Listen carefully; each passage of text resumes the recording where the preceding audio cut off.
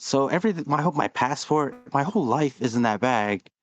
And now I'm on a bus evacuating to this sister hotel. And I got on the wrong bus, by the way. I'm with the employees. So I'm even more alone. Anyway, we get back, and this is where the story takes a turn. I had resisted doing any sort of, I am a ceremonial magician sometimes. I resisted doing any sort of banishment because I'm in a restored 12th century pagan castle. I don't want to be disrespectful. You know what I mean? So, but I've had it. I've just had it with this bad luck. So I start doing a banishing. It's a simple banishing called the lesser banishing ritual of the pentagram. It just clears out all the negative energy around you. And as I'm doing it, you have to trace a circle around you as you point towards the four quarters. As I'm going from the south to the west, there's a door leading to the other room in the hotel. It's pitch black in there. And I see for a split second, because I didn't stop, I kept doing the banishing because I understood that whatever it was showing itself to stop me from doing it. Anyway, I'll describe what I saw.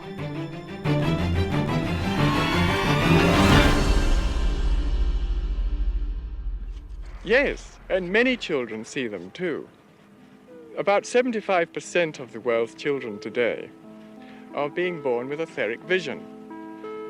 And when your children talk with people and have daydream playmates, the chances are they are actually speaking to some of these people, because these angels or angelic forces or nature spirits, as they're often called, will often make themselves seen. Whatever it is, it looks every bit like a fairy and very little like anything else. But seriously, it kind of looks like a fairy. It just kind of doesn't look like your standard mall. I know that the paranormal is real. Listen. But I wasn't going to make this video until I looked a little bit closer and I realized after it lands behind my bench, it disappears.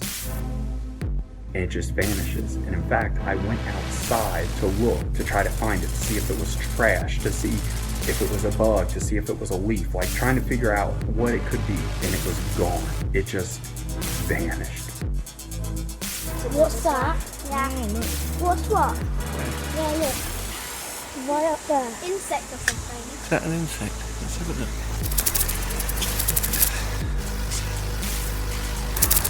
What is it? I don't know. Oh my god! Ugh.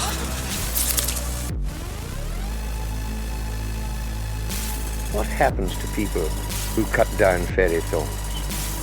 Did you see it? Huh? Did you see it? Yeah, me and him saw it. What'd you see? It was like a big creature. A big creature? Yeah, like around 10 feet tall. I'm not going to BS you guys. One of my partners said they saw something fall out of the sky too, so that's why I'm kind of curious. Did you see anything land in your backyard? The paranormal is real. Is it? The paranormal is real.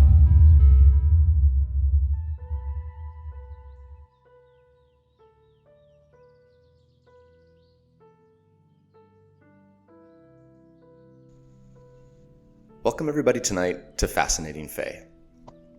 This evening, we're joined by G, calling in from New Orleans. How you doing tonight, G? Pretty good. How are you? I'm really good. Incidentally, as we're recording today, it is my birthday. Happy birthday. Thank you, sir. And you know what? Nothing I would rather be doing than talking fairies on my birthday.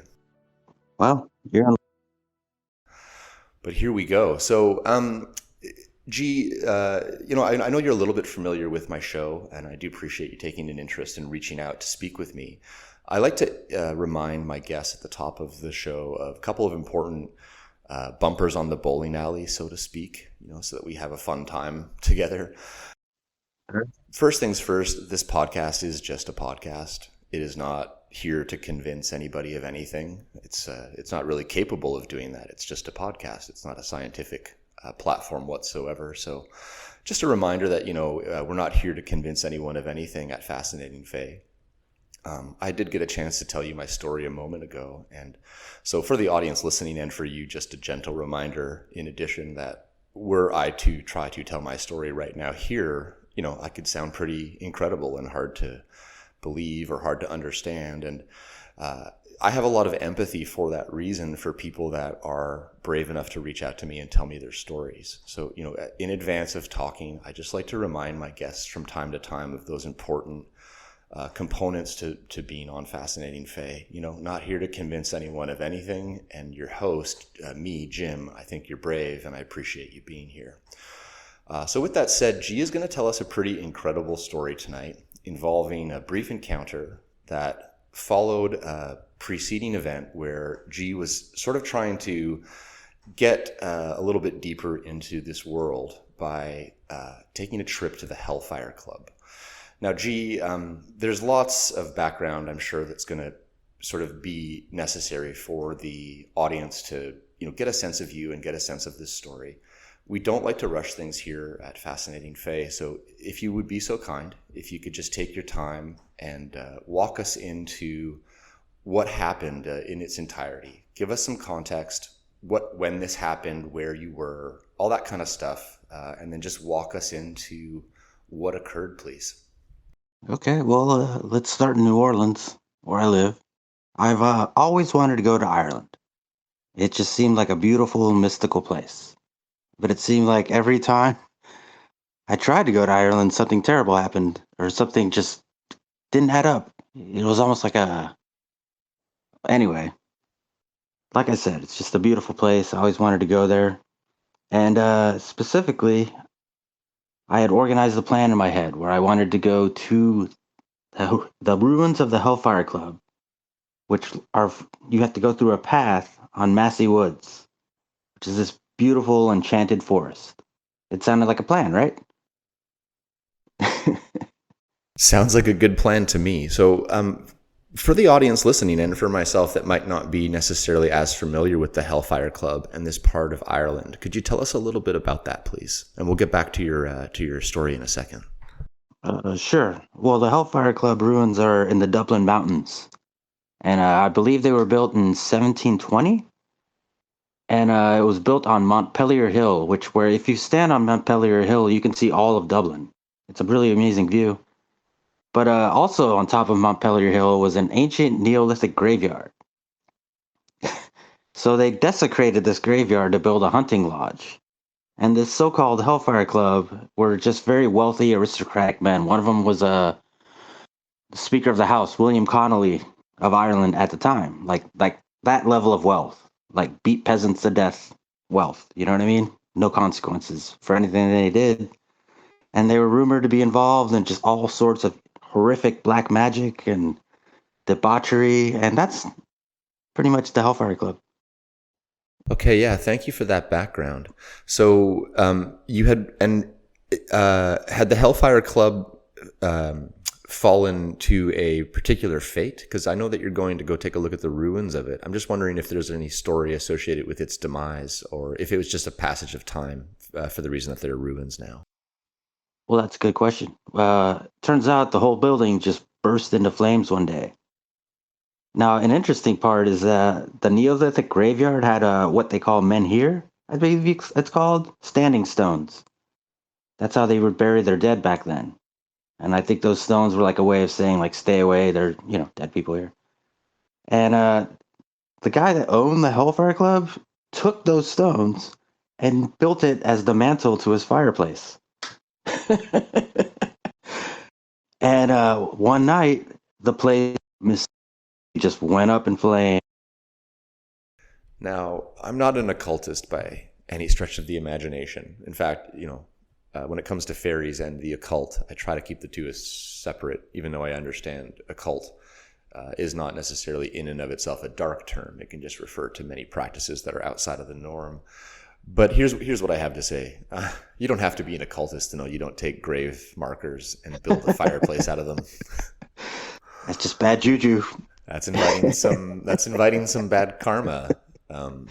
Those guys were begging for it. There is an interesting thread within human history that does come up about people who try to say, "Oh, I'm gonna basically throw my thumb up or throw my nose up at all this tradition and voodoo. I'm going to prove to you there's no magic here by making my mantle out of these gravestones." And other examples come to mind of people desecrating or otherwise coming sort of afoul of things that they really shouldn't. And in particular, I'm just thinking about in fairies in particular back in the UK. And so it's interesting that this is in Ireland. There's a long folklore tradition of not messing with fairy forts, fairy thorns, places where fairies have rings. Basically, if the fairies are present, don't do something disrespectful. And you have to ask yourself, well, where does that type of legend come from? And when you think about the Hellfire Club burning down after someone picks the gravestones from the Neolithic gravesite, there's an energy to desecrating the sacred that can bite you back pretty quick. So now I'm with you. Okay, thanks for giving me that background on the Hellfire Club. So if you could then, for the audience, just sort of take us back into to when you were there. Well, it's a long story, actually. I'll make it quick. But even before I left for Ireland, there was this joke going around that I had an Irish curse because all these terrible things kept happening. Like my job got robbed. I thought we were going to have to close. I nearly severed the middle finger of my left hand with a knife, just trying to open a package. Like just terrible bad luck. And then the day comes when I'm supposed to go. My friend picks me up and takes me to the airport. When I get to the counter, the lady says, "I'm sorry, sir, you've been flagged for fraud." And my jaw dropped open and I said way too loudly, "Fraud?" And I stand there for 10 minutes, half tearing up, because I'm like, I thought I was going to go to Ireland. And suddenly I'm getting the side eye from security. Like, am I going to get arrested now?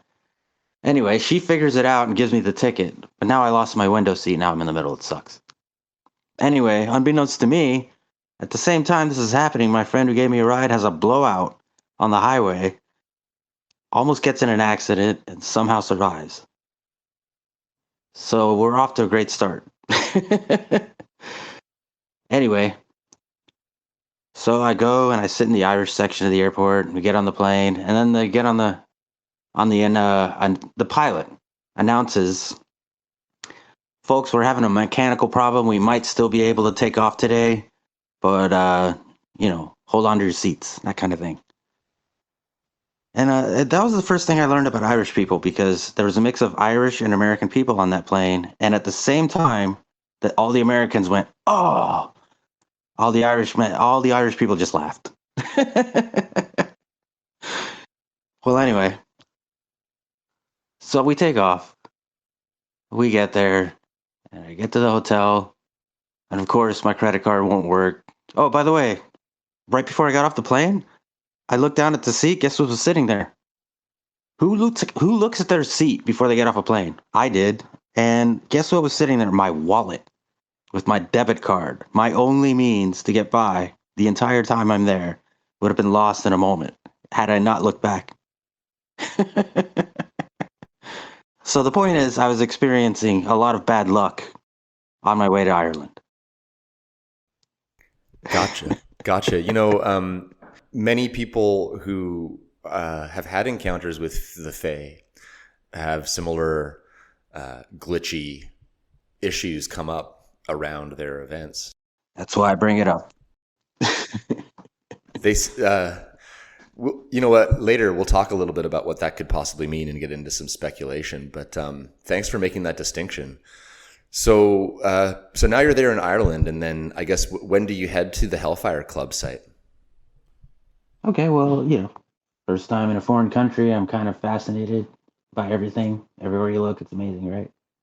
But so I get to the hotel, I check in, and then the next day I don't really do much because I couldn't figure out how to cross the street. The streets in New Orleans are mostly one way, so I'm extra stupid. You know what I mean? Like I can't look. It's like I don't know. I can't do it. Anyway, I'm not having a good day in Ireland. And the second day I wake up, I'm like, dude, you're here. You did it. You came here. You wanted to go to that. Excuse me. Can I swear? To that Hellfire Club and hike through those hills. So let's get this going. So I call the front desk and I ask them because I don't know how to get back if I just get a taxi. So I just hire a private car.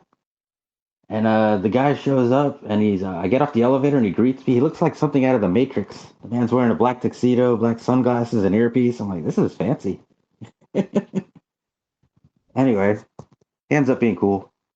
He drives me to the Hellfire Club. And he even gets out of the car and escorts me. And he tells me when we get to the head of the trail through Massey Woods. And he tells me, stay to the right and you'll get there. I'm like, well, I heard there's a shortcut. Isn't there a short way? And he cuts me off. He's like, just stay to the right. This will be important later. And I'm kind of not listening because everyone's staring at us because I'm being told where to go by this guy with like an earpiece and a black tuxedo and sunglasses, like a man in black, telling me where to go. And I'm causing quite a spectacle there. Anyway, I take off down the trail and boom, I am in heaven. This is it. This is it. This is what I came to Ireland for. I'm walking through these beautiful, beautiful enchanted woods. And there's not a sound. You can't hear anything. And the wind is blowing. I can feel it. I can hear it, but nothing is moving. Like just an enchanted place. Just absolutely magical. Anyway, as I'm walking up there, I get a sudden thought in my head. You should take something from the ruins. And I knew immediately that was not my own thought. Why would I even think that? I would never do something like that. That's just bad luck. Anyway, I keep walking and walking and walking until I finally get to a fork. And I think, okay, you can go to the right or the left. Remember what he said earlier about the right? Well, I went left because I thought, ooh, left-hand path. Ha ha ha. Well, anyway, I end up going around the entire mountain, pretty much. And as I'm getting close to where, I see people. This must be it. But I'm going downhill. Why would that be? I'm just so exhausted. It makes sense now. And I realize I'm back at the car park. I just circled the entire mountain and somehow ended up back in the parking lot. I can see Alan, the driver, sitting in the car, pretending not to see me. And I turn around because I'm embarrassed if Alan sees me. And I had this moment. You're like, man, this is what you came here for. You had to go through Massey Woods, go to the Hellfire Club, which, by the way, was awesome. I can go back to that if you want. And, if you don't see it now, you're always going to regret this. You have to go back. So I turn around to go back. And I get about 10 steps before I realize I can't. I'm literally exhausted. I'm completely exhausted. And then as I'm thinking this, I remember that small trail that was rumored, and I look to the right, and there it is. It's right there. It's covered with a wooden beam in the front. I should have remembered that. So I start up the hill, climbing through these boulders, and it's like the climb of my life, man. I'm climbing. Halfway up, or not halfway up, but almost there, I stopped to rest against a boulder. And this guy coming down with a dog that he's walking literally reaches his hand out to me like he thinks I'm about to collapse. And all I just said was, are the ruins up there? He said, yes, they're about 20 meters up. Oh, God. So I finish it and I get there. And wow, you're physically seeing something you've only ever read about, seen on television. It's real, you know? What an amazing moment. You know what I mean? Yeah, when you finally do get somewhere that you've been thinking about, it can be incredible. Tell me about the ruins, please. Well, it was about 11 a.m. So it's not like I went there at night. In fact, I was advised against going there at night. Apparently, shady people hang out there. No surprise, I guess. But they were very ominous. They were ominous. I just don't know how else. There's no windows or doors. It's completely burned out on the inside. I walked around and it was very echoey. But I'm getting ahead of myself. So this is an important part of the story. I'm telling this so out of order. I'm sorry. But when I get to the ruins, remember earlier I said I had that strange intrusive thought that told me, "Hey, take a rock from the Hellfire Club," and I was like, "No." I do remember, yeah. And just to help with the linear nature of the storytelling so far, and I do think I'm following you, but I'm glad you mentioned that you're telling it a little out of order because I was having some trouble following, and that's okay. A lot of times with these incredible stories, it can be like, a lot to remember, and it can be quite stimulating and exciting to go there mentally. And so a lot of times the interconnected parts, which then later to you took on meaning, get told together at once, even though in time they happened in a separated fashion. So I think if I follow G, and correct me if I am wrong here, but just to kind of help you segue into what comes next with the thought of you should take something from the ruins. It was not my own thought. Yeah, and on your way there, you had that thought, which was not your own thought. Sorry, of taking something from the ruins is the correct way to say it. Thanks for clarifying. That is what I meant to say, in fact. And then along the way, you went left instead of right, ended up sort of back, and then realized, okay, now I actually have to go back. So now I'm with you. So now you're on your second way to the ruins, climbing up the boulders, and you do finally get there. So the first time you were going there is when that thought entered your brain, you should take something from the ruins. And you did eventually get there sort of on your second attempt after making the mistake of going left the first time. Do I have that correct? That is absolutely correct. Okay, so I was following you. Okay, so now we're all with you. So now let's connect that thought. So you have this thought that entered your head about I should take something from the ruins, and now here you are at the ruins. But I'm not going to do that. That's terrible, terrible luck. You should never ever do something like that. Anyway, while I'm in there, I'm just taking pictures. I'm not going to be there very long because at this point, the hike has lasted about 2 hours because I literally ran the entire mountain in a circle. And I'm just making it quick. I'm just taking pictures and all this. And at one point, for the second time, an intrusive thought comes into my head. And I think to ask out loud. I'm alone in there, by the way. Ask out loud, are there any demons here? I don't know. It came across like a glib thought. And I actually started to. I said, are there any and I stopped. And I look up and I'm in front of that infamous fireplace. And perched on top of that fireplace are two pigeons. I found out later they're wood pigeons. Anyways, how you doing? And I completely stopped and I never finished that sentence. And I'm really, really glad I didn't do that. And you'll see why later. So, utterly exhausted, I just go back to the hotel. And I'm laying there for about 5 minutes when I hear a knocking at the door. I'm like, come on, are you kidding me? There's a do not disturb. And then I hear more knocking, and I'm like, come on. And again, and as I'm getting out of bed to go, tell them, hey, what up? The door opens, and there's this dude in a suit standing there. He's like, sir, I'm sorry, you're going to have to evacuate the hotel. I'm like, well, what do you mean? I have it for one more night. I'm this naive at this moment. It's like, sir, you don't understand. We found a device.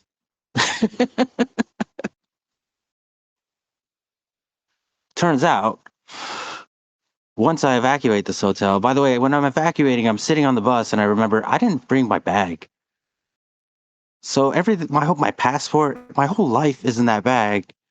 And now I'm on a bus evacuating to this sister hotel. And I got on the wrong bus, by the way. I'm with the employees. So I'm even more alone. Anyway, we get back, and this is where the story takes a turn. Now, here's what happened. So, when I get back, I go to the front desk and ask for a complimentary toothbrush and shaving cream because I really wanted to shave. I wanted to, calm down. It's been a long day. By the way, that device turned out to be a unexploded ordnance that workers dug up in their backyard. Anyway, so as I go to brush my teeth, I look at the toothbrush they gave me, and it's really nice. It's like a wooden toothbrush, and I think, oh, I'll keep this because I make models, so I'll use that for like cleanup purposes. Anyway, so I go to my bag and I get the travel toothbrush I brought with me, and it's unopened, brand new. I open it, I put toothpaste on it, and right before it gets to my face, 1 second before I put it in my mouth, I just smell the overwhelming odor. I don't know how to put this. Of human excrement. And I look down, and I see 2 brown drops in the sink. There was literally liquid crap on this toothbrush that I just opened. And I was a second away from putting it in my mouth. And I'm completely revolted, and I throw it away and clean up and just washing my mouth out like you wouldn't believe, even though it never got there. But for the next hour, maybe even 2, that smell would not leave my nose. It was as if that toothbrush was still right there. And I'm feeling this oppressive atmosphere. And I'm just like, I've had it. I've had it with this bad luck. I've had it with this feeling of being oppressed. You can chalk a lot of that up to maybe being a lone traveler, maybe being, not having the best time. But I was really just tired of the bad luck and the negative energy. And I had resisted doing any sort of, I am a ceremonial magician sometimes. I resisted doing any sort of banishment because I'm in a restored 12th century pagan castle. I don't want to be disrespectful. You know what I mean? So, but I've had it. I've just had it with this bad luck. So I start doing a banishing. It's a simple banishing called the Lesser Banishing Ritual of the Pentagram. It just clears out all the negative energy around you. And as I'm doing it, you have to trace a circle around you as you point towards the 4 quarters. As I'm going from the south to the west, there's a door leading to the other room in the hotel. It's pitch black in there. And I see, for a split second, because I didn't stop, I kept doing the banishing because I understood that whatever it was showing itself to stop me from doing it. Anyway, I'll describe what I saw. It looked like a cross between a dog and a deer. It was completely white and gray, slightly translucent, but also very, not physical, but visible. It had a body of a dog, but it was longer, like a deer. It had long, floppy bunny ears, like funny, floppy bunny ears, and its face was a cross between a human and an animal. And I do remember I looked it in the eye for the split second before I turned away, and the eye was completely white, like an old Greek statue. Anyway, as I finish the banishing, I get this vision in my head of roses, and then I smell roses, and the smell completely went away. That was it. It was gone. Fascinating. Anyway, my bad luck ended that night. The next day I left for Shannon, Ireland, which is where my friend Maeve lives. Oh, I probably shouldn't have said her name. Where my friend lives. And that was it. The rest of the time, I had a great time in Ireland. No more bad luck. G, no worries if you've said a bad word or someone's name. I will beep those things out later for you. It's no problem at all, my friend. Cool. That stuff happens all the time. And one of my responsibilities as host of the show is to keep everyone safe. So identity's safe and listeners safe. So, there are kids that listen and stuff. And so I do bleep it out. But don't worry about expressing yourself normally. I swear when I talk all the time, like a sailor, a lot of the time, actually.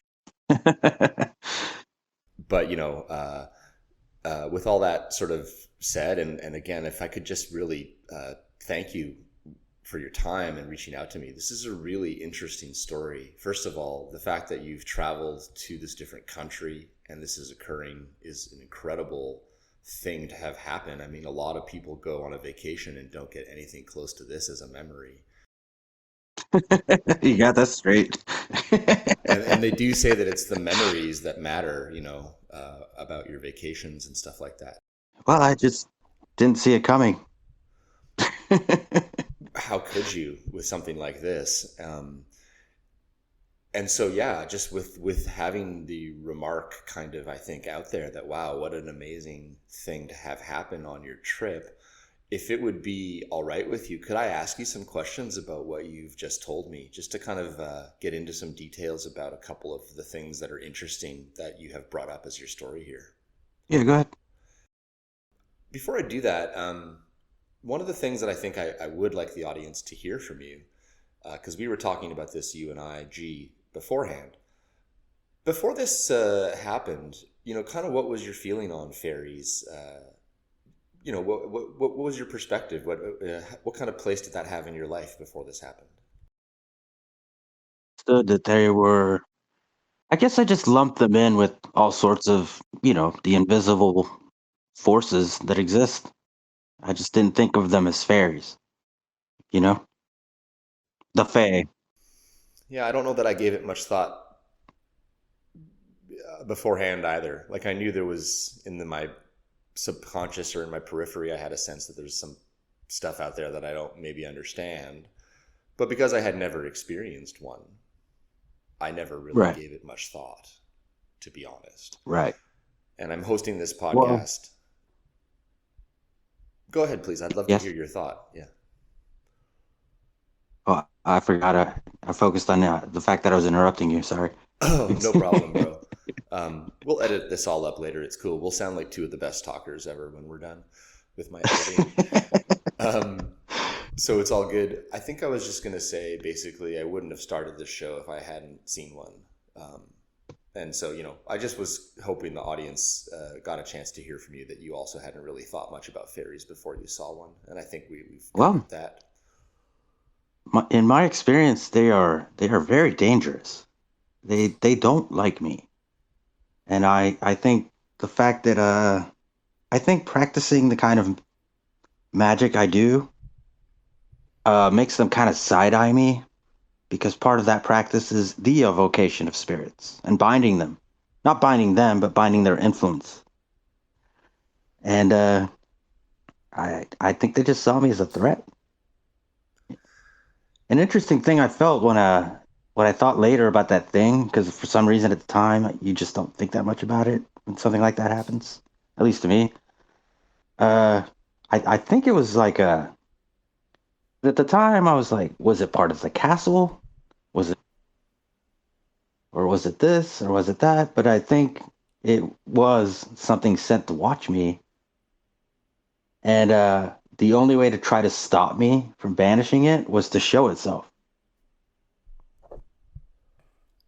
Interesting. So if I understand your intuition correctly as you're describing it, when you're there in the room and you're about to brush your teeth and instead of toothpaste, you're like, this is basically human feces. Yes. There's something there that I want to talk about. No, the toothpaste was normal. It came off the toothbrush that I just unopened. I mean, just opened. Interesting. It's interesting because that's both, and I think what's also interesting is you described the smell lingering after the toothbrush was disposed of. Intensely. And in fairy culture, or I shouldn't say culture because I think that's the wrong word. I guess in fairy lore, sure, fairy lore or fairy like knowledge repositories, there's the concept of glamour, which works both ways, where you think the fairy that you are encountering is handing you gold, but it's really just mud and bricks. And they're able to, with the concept of glamour being the actual like phrase of use, using glamour like a tech or a spell, a glamour spell or a glamour tech, if you would, they can cause the person they're interacting with to see something for which it is not. But it also does work both ways from what I've read, which is like, so for instance, you're describing roses on one hand and, you know, poop on the other. And they also might be using glamour against you. And then you might also be receiving some confirmation of the success of your work through the transformation of that glamour from poop to roses, literally. A metaphor, but a powerful one when you think about it, because it does carry like almost like, you know, there's some sayings, I think, around those two things, poop and roses, that come to mind for people. Anyway, eerie. Yeah, interesting. So when you were heading up to the ruins of the Hellfire Club and you had that thought, do you feel in any way that what you saw later was associated with the thought that entered your head about taking something from the ruins? Do you connect the two at all, or do you think that they're separate? I'm just curious what you personally feel. Well, I mean, they're similar in the sense that those are not thoughts that I would ever think. I mean, like I said, I'm an experienced practitioner, and I know better than to do something like that. It was like the exact opposite of what I would do. It was intruding upon me. And if it weren't for those two pigeons, I would have said that out loud, and that would have invited something. An interesting fact, I can send you the video somehow if you want, but I took out my phone and started filming the pigeons. And I went, ooh, like I make a pigeon sound towards them. And in the background, you hear what sounds like an enormous heavy door slam. And it slammed so loud on the video that if I'd heard it in real life, I would have jumped 10 feet. But there's no doors there. Everything's burned. It's interesting. I would very much like it if you could figure out how to send that video. I add I guess I could just send it on Messenger. Please do, and I'll add it in an edited way that's safe, so there's no identity being revealed to my website as part of this episode. Also, there's a lot that's coming up here. Excuse me. I'm just going to repeat that so my voice doesn't crack. Just a second. Excuse me. There's a lot that's coming up here that's really interesting. And, I really appreciate you letting me jump in with my own thoughts regarding your story here and doing some conversation and speculation with you, G. I really appreciate us being able to do that.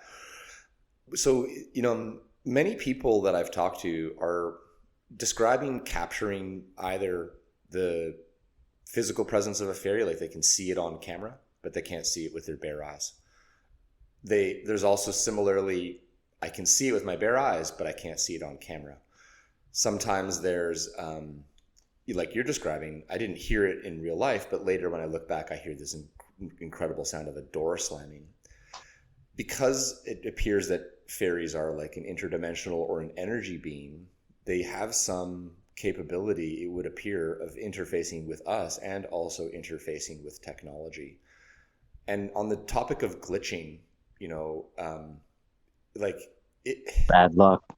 Yeah, it also might be that like there is no separation of space and time to interdimensional consciousness. So like you think that you're in the States heading to Ireland, but over in Ireland, it is entirely conceivable that a Fey protector of the Hellfire Tor, or the mount that it's on, I shouldn't say Tor because that's not the word, but is able to perceive your intent of trying to go there, even before you do. That seems to be what happened. And that is really starting to get kind of out there for what this core concept of the podcast is, which is in talking to people that have seen fairies. But when you allow for seeing them at all, I've said this multiple times in the show, it's an existential gift of sorts because it broadens your concept of what space and time and reality in fact are when you see something that can do this remarkable set of stuff with time and space and reality. And so when you talk about receiving telepathic messages, that's common, in fact. Now, also, when you talk about something that you wouldn't normally do, this is something that I did want to talk about before I sort of get to some more questions, if that's okay with you. Many guests that I speak to have small actions that are out of character, that are involved on the day of, or directly preceding or directly following their fairy encounters. The firefighter from Montana that I talked to was looking out towards where things had finished burning, because that's where he was looking. He was just tired, and he was sitting, and he was looking out at the burnt area, and he was just looking there. And out of nowhere, he's like, I need to turn and look over my left shoulder. So he did that, and he sees a butterfly that's way bigger than any butterfly he's seen before, drinking from the creek right behind him. And he turns away, and he's just like, nah. But then again, he's like, and reminds me of you a lot, when you decided to say, are there any deep, and you sort of stopped yourself, right? He turns back, looks at the butterfly, and decides to say out loud, I've never seen a butterfly like you before. And he describes, like, I don't know why I had that thought. I don't know why I needed to turn left, but he did it. And I also talked to a woman from Kentucky who was like, just for some reason feeling really frustrated, and had a bag of leeks in her hand, like leeks that you would plant in the garden. And she had this plastic bag full of leeks in her hand, and she was feeling frustrated. So she threw it off of her deck into her herb garden 25 feet down below. And she woke up in the morning and they were all planted. Really? Yeah. And there's no neighbors or like, so there's a certain quality of subconscious action that things we don't understand. Yes, but now because you are a practitioner, or I think also I would say, just my intuition tells me put me in danger. Yeah, and I also think you could hear that suggestion rather than just succumbing to it. Do you know what I mean? Like, you might have found yourself taking something from those ruins if you hadn't been aware enough that it was a thought outside of yourself. That's absolutely so. Mm-hmm. And I don't think that in the cases that I'm describing with the onions and with the firefighter, there's malevolence there. It's benevolent intrusion of thought into the person. But I guess everyone's experience is different. I don't know. Mm-hmm. Well, you said yourself, you don't think that they like you. And, if you don't think that someone or something likes you, that's a pretty strong intuition that we possess as human beings. I can know a few people that I think don't like me. And, and I can also think of a few people that I don't like. And so, I think the feeling is mutual sometimes. And if you are talking about some of your work involving something that poses a threat to the Fae in terms of spirits. Spirits. Well, the Fae are a spiritive type, I think. I think that they're part of a non-taxonomically classified. Once, not long ago, met this interesting person who, surprisingly, knew a lot about the Fae. And he told me, think of it this way. You're a stranger that's come on someone else's lands. You used to enslave them, at least, in their perspective, if you summon them. And now you're roaming free. What are they supposed to think? And you were in a place with a dark past. And so, there are some potential attachments that may be involved here. And, this is a story primarily about fairies, I want to remind everybody. But, I invite these types of stories that are adjacent and related because energy beings can take a lot of forms. I think like ghosts are a type of energy being. I think the demonic is certainly represented as an energy. Same with the angelic. And I think that fairies, gnomes, elves, elementals, water spirits, nymphs, sprites, all of these animistic, characterized by sort of interdependent human forms that make up the world around us. I don't think it's myth. I don't think so. I think that actually we're surrounded by an ecosystem of these things. There's a hidden world. correct. An unseen world, totally understood by common science of the day, like it's quantum physics realms. It's just differences in vibration. You can describe it as magic. You can describe it as an unseen world. Every single part of it is referring to the same real thing. That's what it's important to understand. This is a real, not imagined, we're not like trying to think, oh, I have these weird feelings, so I'm just going to assign this whole narrative to it. Bull. If this is real stuff that people have been trying to understand for a very long time, and it's still going on. With that said, G, can I ask you some questions about the thing that you saw? You described some pretty cool details, and I wouldn't mind if I could ask you some more about that moment seeing it, if it would be okay with you. First, the question that I have is, what did you feel? I know you said you kind of didn't feel much, but did you feel anything at all when you perceived it, outside of just like, oh, this thing's showing itself because it wants me to stop? I think we've covered that feeling. Was there any other feelings that came with seeing it? Well, I'm in the middle of a banishing, so I'm in the zone. It's kind of like if you're meditating really hard. So when I saw it, and this is the way I've trained and this is the way I've learned, if something tries to stop you, you don't stop. You keep going. So I didn't feel anything. I just kept doing it. Thanks for that answer. Appreciate that a lot. So this thing is an all white color. Now, I'm going to go kind of detail by detail here, and it's not because I'm trying to pick it apart. It's just that fairies or other elementals or interdimensionals can be extremely difficult to describe. Sure. I've seen one myself, like I talked to you about at the top of the show, and it's hard to describe, and I could probably describe each part of it for 5 minutes, even though it happened for 2 seconds total. So let's get into the kind of white color. Can you talk about the color a little bit more detail? Any detail you can add about what kind of white? And also, as part of that question, was it illuminated in any way? What's the light quality? What's the color quality? Just kind of how's this thing looking? It was like a soft white. It was slightly translucent. And again, the doorway it was bounding out of was pitch black. There was no lights on in that room. So I saw it clearly. So it clearly had some sort of inner illumination, I suppose, just to make itself be seen. Yeah, they're kind of lit up, but not really. It's hard to describe. And you said this is about the size of a dog/deer hybrid. Right.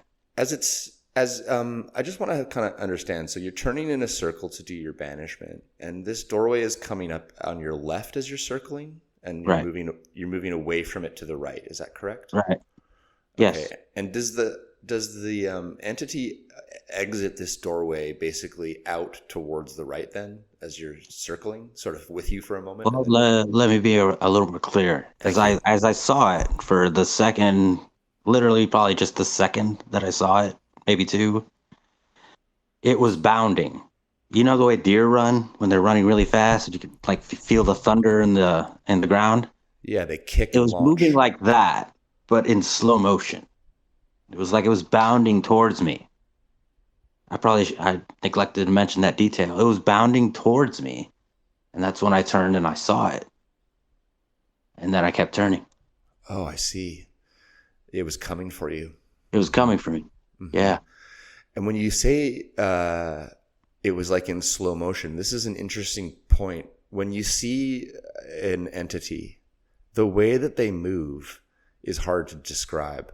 Sure. Slow motion is good. Is there any other details you could add about the motion itself? It's okay if you can't come up with any more, but I'm just curious if there's anything else about how it was moving you might want to try to say. Just that it was galloping, but just moving in slow motion. I don't really know how else to describe that. I think you've done a good job, honestly, G. I'll just sort of add to build on what you're saying. Many people who see a fairy, who see an entity that's coming from another plane, can describe what they're seeing, which is what you're doing. It was galloping and it was moving in slow motion. It's so you can do that, but it's so hard to describe what it actually looks like because those combination of two things. Yeah, exactly. So that's another way that I can really tell people have seen one. is the visual aspect of seeing them is almost defies description, even though you can describe it plainly as like it moved from point A to point B. But talking about what that actually looked like to your brain is the hardest part. Now, you said you looked at this thing in the eye briefly. Yeah. Can we talk about the eye a little bit more? Even if you just want to repeat what you've already described, that's fine. But yeah, I think you described the eye in an incredible way, and I'd love to give you a chance to talk about it a little bit more if you could, please, G. Well, like I said, the thing was all white. And for the split second that I looked at it, you know, your eye gravitates towards something's face. And I looked it in the eye. And it was the same color as the rest of it. But it was a blank white. There was no pupil whatsoever. But I could tell it was looking directly at me. And it just looked like a Greek statue. Like the way a Greek statue's eyes would look if the Greek statue had a half animal face. You should listen to episode 6 of this show called Nocturnal New Zealand, where Ezra sees something remarkably similar to what you're describing. Almost like it has no facial features, but it definitely does. And a hybrid between an animal and a human face as well. Now, you said an animal-human hybrid face. Could you try to talk about which parts were animal, which parts were human? Maybe just start from like the forehead down in your mind's eye and try to describe what you were looking at for us, please. Well, I remember the eye. And I remember sort of a rabbitish, sort of a combination between a rabbit and a dog's nose. I don't know if that makes sense. And there were like whiskers, I think. Pardon me. I even think there were whiskers. And then the chin was human. And you said it had floppy bunny ears. Yeah, long floppy bunny ears. Like the never-ending story flying dog. Yeah. Balthazar? I think so. Yeah, I love that movie. That's such a great movie when they, that movie is all about the nothing is closing in on that fantasy world, and that little kid has to keep reading the book in order to keep everyone alive. There's so many great parts to that movie. The racing snail, that flying dog. When I was a kid, I wanted that flying dog. Like, I wanted that as a pet. I wanted that flying dog so bad. I know what you're talking about exactly. Thanks for reminding me of the Never-Ending Story. I might watch that tonight for my birthday, to say, as my birthday present to myself. This head is like on top of this deer/dog body. Is it kind of like I'm imagining, almost like a centaur? Like, is it just on the neck? Like, how's the head oriented?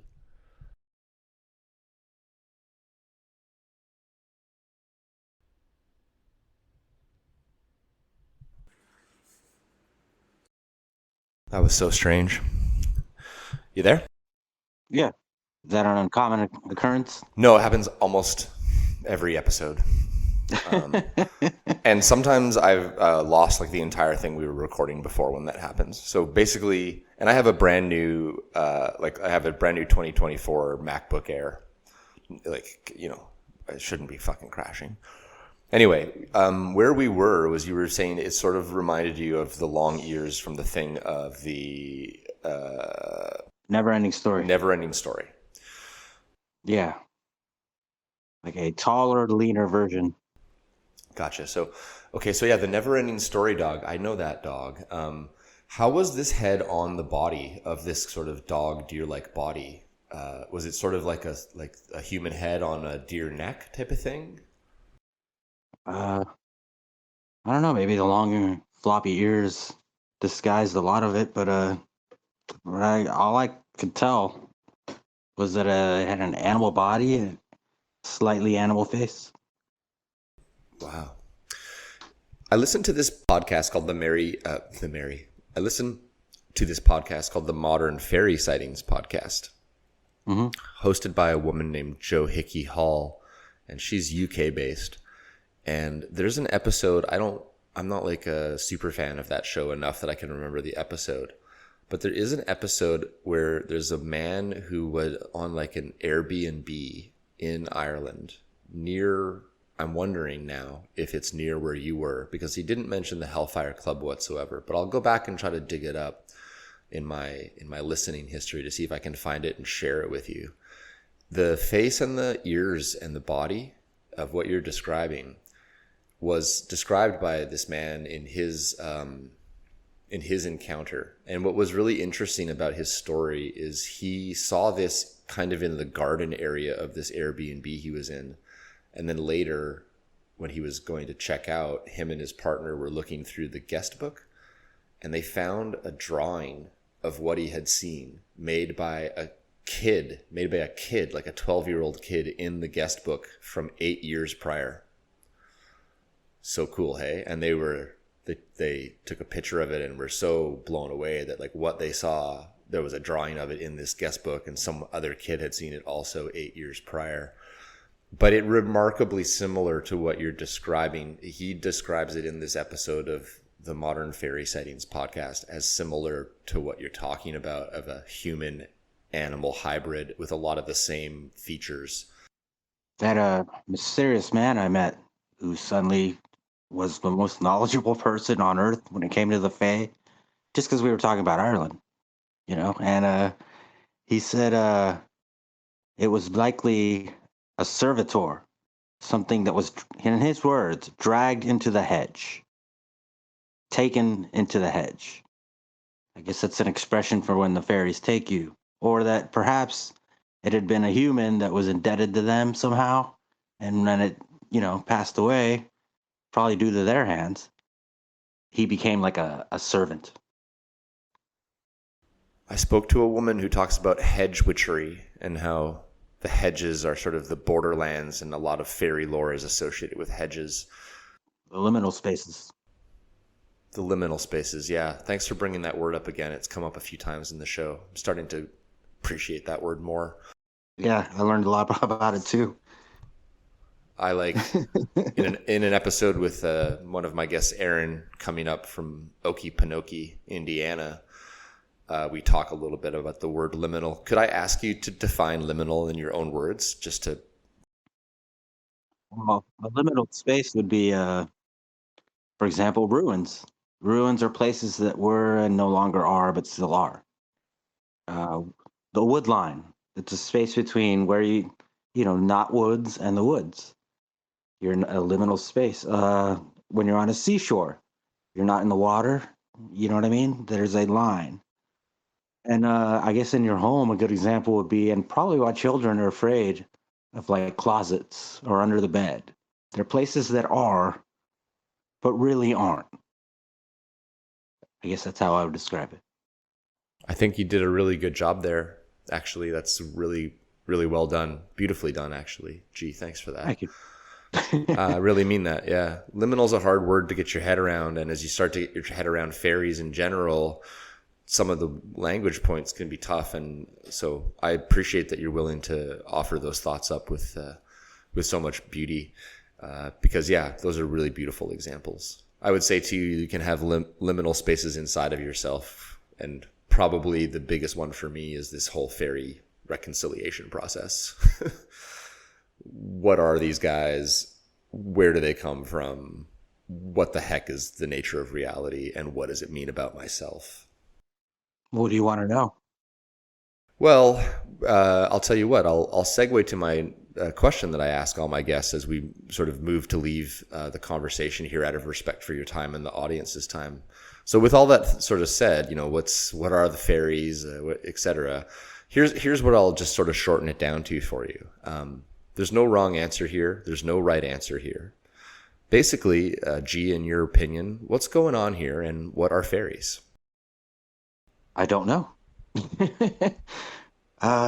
Okay. Well, someone who's trafficked with the spirits, never anything like that, though. They're just something older than us, something spiritual, something that we can't see, but they can see us.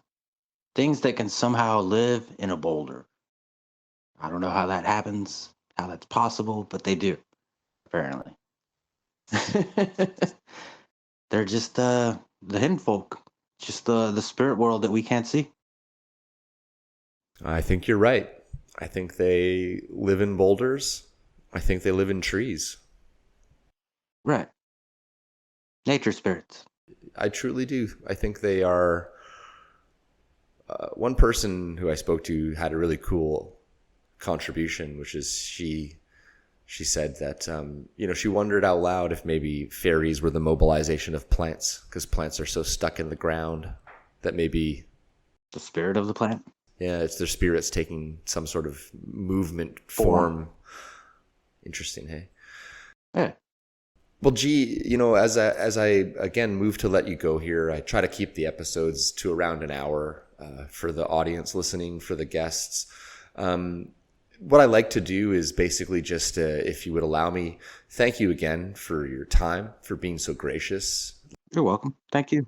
Yeah, I mean, you went ahead and did this. You traveled to Ireland, you had these experiences, and myself and the guests who come on the show are trying to describe tough things, and the audience listening gets the joy of getting to sit in on these, sort of private conversations in a way. So I do think it is brave to speak about this, and I really appreciate you coming to the perspectives as a ritual magician and somebody who is, informed from your own unique place about what you might have seen. I think that does add a lot of value to the descriptions that you've been able to offer here tonight. And so with that said, I do really want to extend my appreciation again, especially on behalf of all the human and non-human listeners tuning into Fascinating Fae tonight. Just a really big thanks again to G. And just a little housekeeping as I go to let you go here. Just a reminder to the audience listening, if you've had an incredible experience while traveling as part of a vacation, if you also practice magical arts and therefore have had some insights as part of your experience, just reach out. I'd love to keep the conversation going here and to continue to hear from people that have seen these incredible interdimensional sort of magical creatures. And so if you want to, you can hit me up on my email, encounters@fascinatingfae.com. Fascinating Fae is my handle on all of the socials, and you can reach me there as well, whatever makes you feel the most comfortable. Thanks for letting me sort of drop all that housekeeping there. I really appreciate that, G. One of the things I do here on the show is I let the guest have the final word. So with that said, with my sincere appreciation extended, any last thoughts, feelings, comments, anything at all that you feel that you'd like to say, I'll leave the mic open for you to do that. And thank you again, sir, for being here. Well, if I could do anything differently, I would perhaps find a way to state my intent or make a friendly offering. I heard they like honey. I could have put one somewhere and said, thank you, no harm. I'm not here to hurt anybody. I just want to go on a hike. I guess I would just make it clear what your intentions truly are. Because from what I understand, my personal experience with spirits is they take things very literally. So if you're just there and you have a history of trafficking with spirits, they're not going to like you immediately. You know what I mean? They're going to be suspicious. And they're going to try to prevent you from doing what you want to do. Because they don't know what you want to do. So if I had somehow managed the way to state my intent, which was just, hey man, I just want to visit. I'm cool. I don't want any trouble with anyone. I didn't know that I was doing that to those things back then. I thought I was just calling them up. I didn't know it meant anything negative. So I guess that would be it. Pretty pictures on the wall, plastic figurines. I saw the markings in the hall, in the stacks of magazines. I don't remember much at all. What I do is blurred, and everything I do recall I can't describe with words. With words! With words! With words! With words!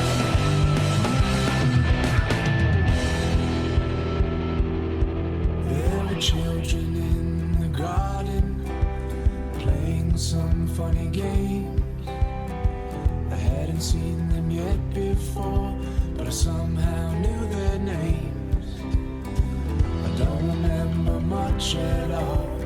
What I do is blur, and everything I do recall I can't describe with words. With words! With words! With words!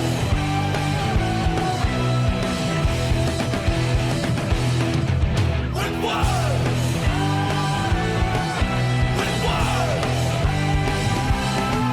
With words!